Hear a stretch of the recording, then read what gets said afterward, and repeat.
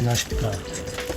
오늘은 말씀드릴 것이 행복의 키, 돈을 많이 벌려고 하는 것을 포기하다 라는 제목으로 오늘 말씀을 좀 드리려고 합니다.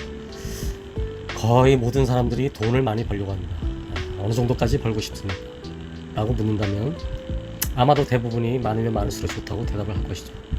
그런데 왜 그렇게 많은 돈이 필요하냐라고 물으면 대답이 좀 궁색하죠. 그러다가 생각난 듯 많이 펑펑 쓰고 싶어서 그렇다고 얘기들을 합니다.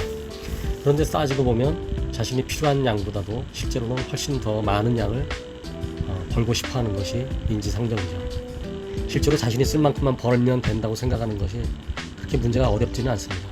그런데 인간의 욕망이란 자기 자신에게 돈이 얼마나 필요한지는 중요하지 않고 그저 상대적으로 남들보다 훨씬 많은 돈을 벌고 싶어하는 데 있습니다. 그러나 실제로 너무 돈이 많이 있다면 행복해질까요? 제 생각에는, 또는 우리가 경험으로서 알 수 있는 것은, 솔직히 말씀을 드린다고 하면 결코 행복해지기보다는 불행해지기가 쉽습니다. 이에 대한 사례는 실제로 차고는 넘칩니다. 그래도 돈을 더 벌고 싶습니까? 네, 이렇게 물어보면 역시 또 고개를 끄덕입니다. 네 하고 대답합니다. 그 이유는 자신만큼은 돈을 많이 벌어도 불행해지지 않는다는 자신감이 있다는 것이죠. 그러나 그 자신감의 근거는 되지 못합니다. 많은 돈을 통해서 오히려 불행해진 사람들이 이 경우를 자신에게는 적용하고 싶어 하지 않습니다. 무엇보다도 그걸 알고 싶어 하지도 않죠. 인생의 행복을 누리는 것은 의외로 어렵지 않을 수도 있습니다. 적어도 돈에 대해서만큼은 역발상이 필요하다고 생각이 들어요. 돈을 많이 번다는 사람들은 한번 생각 자체를 포기합니다. 흔히 하는 말로 내려놓는다는 것입니다. 그걸 시행하게 되면 돈에 대한 컴플렉스, 강박관념, 조급증 등 모든 것이 사라지고 진정으로 자유를 느끼게 됩니다. 그리고 지금 이 순간의 삶에 충실한 기회를 제공받게 됩니다. 이게 정말 별거 아닌데 어찌 보면 또 대단한 일이기도 하죠. 생각을 조금만 바꾸면 내 내면의 외부의 모습들이 바뀌어서 전혀 다른 시각으로 세상을 바라보게 됩니다.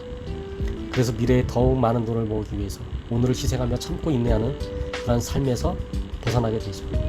여러분들 욜로족이라고 들어보셨죠?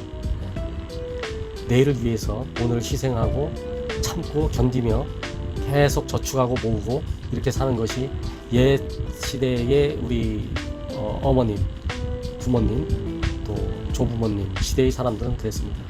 그 당시에는 미래가 보장이 되지 않고 워낙에 불안한 그런 상황에서 살았었기 때문에 지금 이게 잘못 허튼 삶을 살았다가는 나중에 낭패를 보기가 쉬워서 그렇게 사는 것보다는 전략하고 인내하며 그렇게 사는 것이 그게 미덕이었었죠. 한때는 그렇게 됐었습니다. 그러나 이제 따지고 보면 지금은 그런 삶이 아니에요. 지금은 그렇다고 해가지고 흥청망청 지금 시대에서 막 쓰다가는 나중에 굴러가기 쉽지만은 어느 정도 자기 자신의 현재의 삶을 만족하고 행복을 느끼며 또 결혼하고 또 자식도 낳을 거 아닙니까? 자식들과 함께 같이 고생해서 돈 모으느라고 정신없는 삶, 또 자식들과 함께 많은 좋은 시간을 보내지도 못하고 그런 삶을 살고서 시간을 허비하는 것보다는 현재 삶에 만족하며 그렇게 사는 삶이 또 각광받는 요즘 시대가 되었다고 합니다. 많은 사람들이 미래에는 좀 더 안정되기 위해서 더 향상된 수준의 삶을 위해서 오늘을 희생하는 억지로 참고 인내하고 버티는 삶을 매일매일 이렇게 살아갑니다.